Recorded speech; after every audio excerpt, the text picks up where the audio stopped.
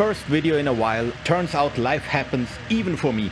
But here we are again. Motorcycle season, which for me is actually all year, is in full swing, and I have something special for you. Today I'm not riding solo.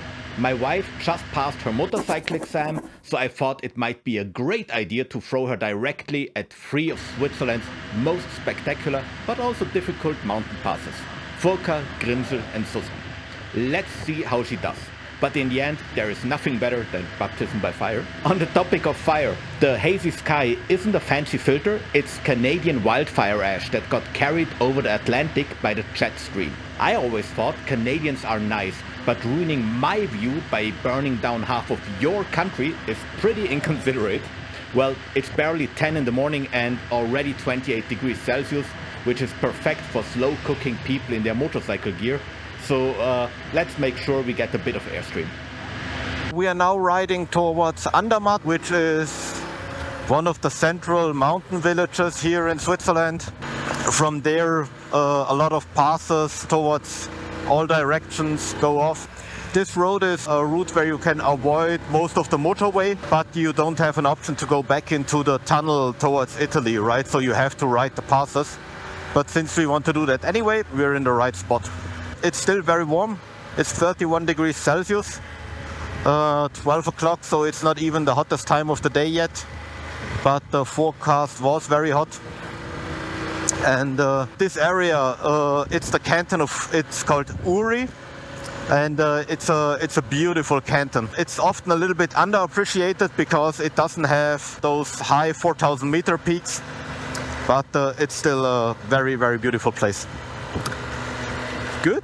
So yeah, I'll keep riding and I'll talk to you later, likely when we ride up the twisties to Andermatt, but let's see.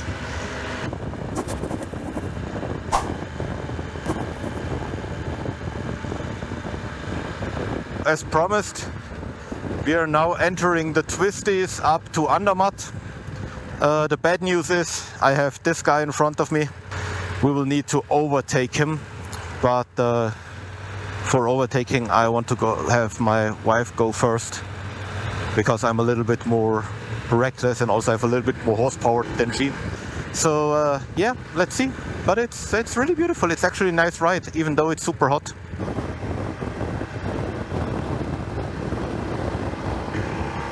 Now we're riding the first pass of today, the Furka. It's one of the most beautiful passes in Switzerland, I think, but you have also the corresponding traffic. So it's a little bit a mixed bag, but I like it quite a bit. The weather gets a little bit more cloudy, which I'm thankful for, because we still have, even though we are over 2,000 meters of altitude, we still have 25 degrees Celsius, so it's quite warm. The funny thing is, the guys in front of us, I mean, I'm sure they're nice guys that they just want to ride together, but ahead of me is my wife, and then there is a group of motorcyclists from Germany.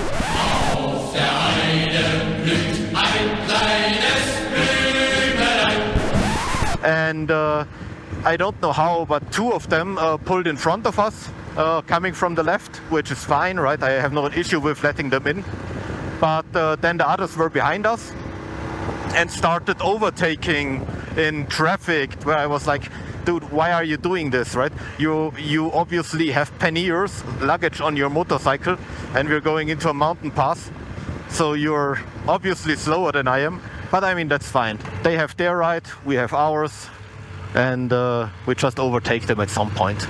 They will not take the next pass, the Grimsel, but I assume they will go over the Furka and then further towards south. But we will see. Oh, nice. Nothing for the hairpins, but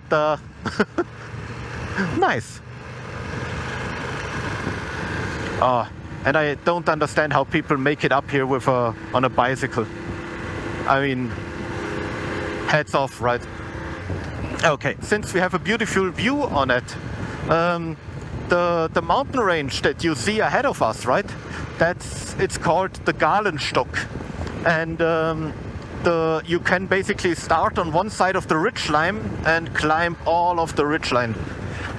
It's a fairly long climb. It's 8-9 hours at least, because in between you have rappelling and all that stuff. but it's really beautiful. Yeah, I'll talk to you later. We are already descending the Furka Pass now. I'm quite pleased with how the ride is going. There is one thing that makes me nervous. If you're watching closely, you might notice a few raindrops starting to hit the windscreen. We both wear our summer gear and being my stupid self, I just relied on the weather forecast and didn't pack any rain gear for either of us. My wife is likely to be fine. Her jacket is a summer jacket, but still a jacket. While my Klim suit is basically fancy colored mesh, and every raindrop at speed feels like getting poked in the chest with a fork. We take a break so that I can at least get my second coffee in, and thank God it was just a small shower that passed quickly and dried up again. But it was a nice little reminder that the mountains call the shots up here.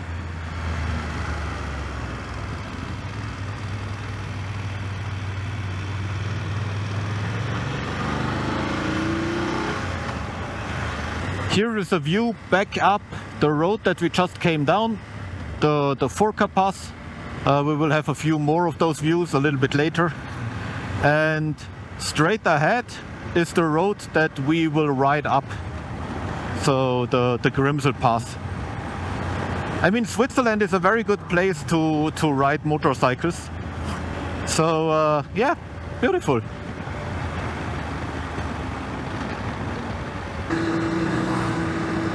Now we're climbing up the Grimsel Pass from the Valais side.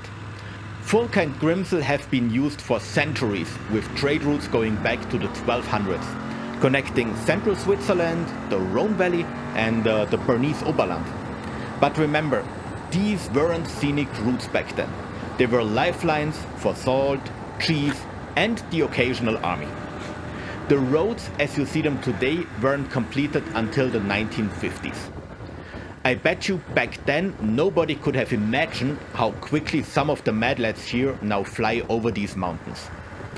Admittedly, our pace today is relaxed, but considering it's my wife's first time on these roads and that she's limited to 48 horsepower for the first 2 years, I'd say we're doing very well.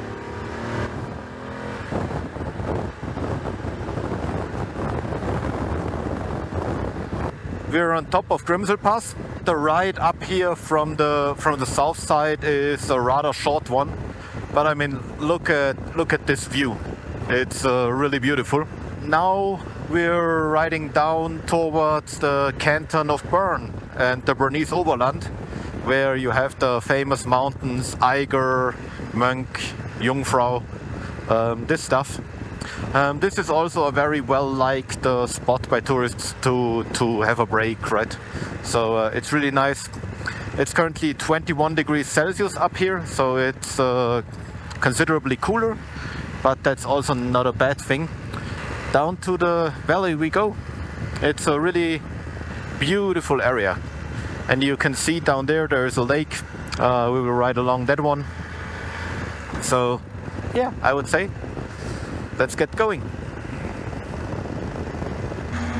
The lakes we can see from the top of Grimsel are actually a chain of reservoirs, part of Switzerland's vast hydroelectric network. About 2/3 of the country's electricity still comes from water, and a surprising amount of it from places that look just like this. And if you know where to look, there are also a ton of military fortifications up here. On the note of preemptive strikes, as you can see, we're getting overtaken by other motorcyclists, which is generally totally fine by me. I'm just always a bit concerned because I like my wife and don't want her to run head-on into a truck. Just because the Swiss government thinks it's a great idea to limit beginner motorcycles to 48 horsepower in one of the most mountainous countries in the world. But here she chose a very good spot to overtake these cars. It's not easy to see from the footage, but you can clearly spot oncoming traffic a mile ahead. We're down in the valley. There are quite a few turns ahead of us, as you can still see on the map here, right? Oh, Africa Twin.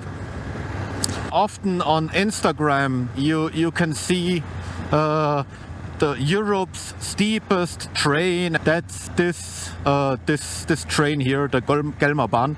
Here is also a quite nice climbing area where you can basically climb up and then go down via the Gelmerbahn.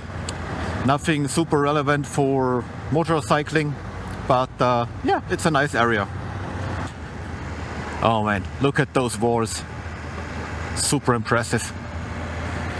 Switzerland really has beautiful landscape. Oh yeah, and of course there are two bikers who keep everybody slow. We made it out of this valley that you just saw after the Grimsel. This valley was in the direction north, and now we're taking it east over the Susten Pass. Yeah, that will bring us back to basically the motorway over which we came from home. That's a nice little circle that you can do here. And as said, for my wife, it's the first time that she rides this. She does very well. I'm super proud of her.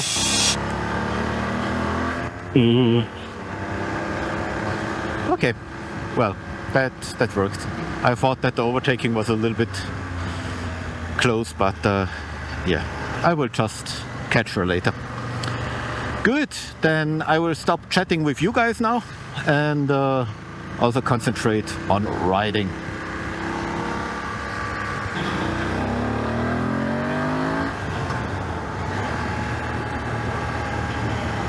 Okay.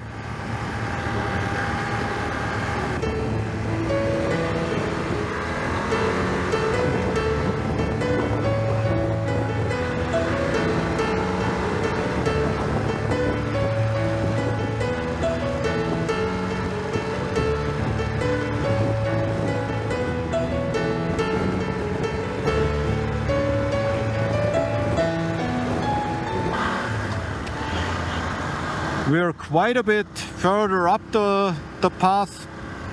As you can see, we gained some altitude, and the riding is very nice. I mean, you have hairpin turns, but that's something that you have to live with when you ride motorcycle in Switzerland. Some people like them. And the ever-present cyclist. I don't think that I get it. Well, I don't have to. But the nature up here is beautiful.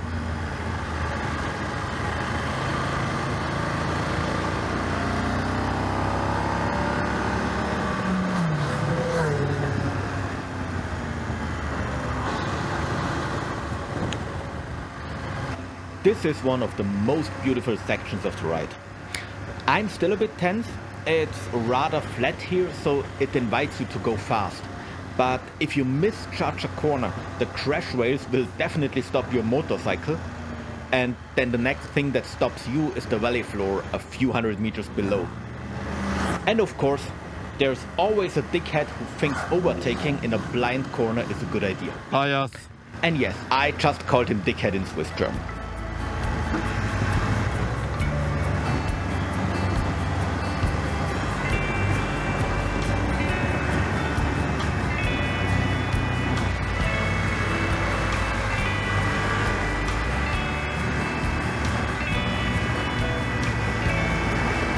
As you can see, we're now much closer to the valley floor on the other side.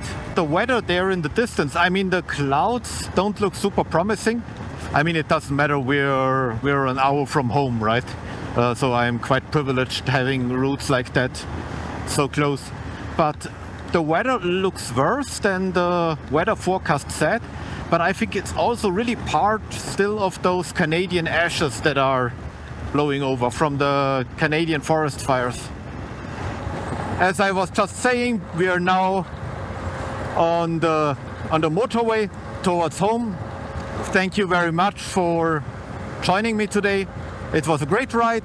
If you like more of this content, follow the channel, like the video, do all the good stuff, and I'll see you next time.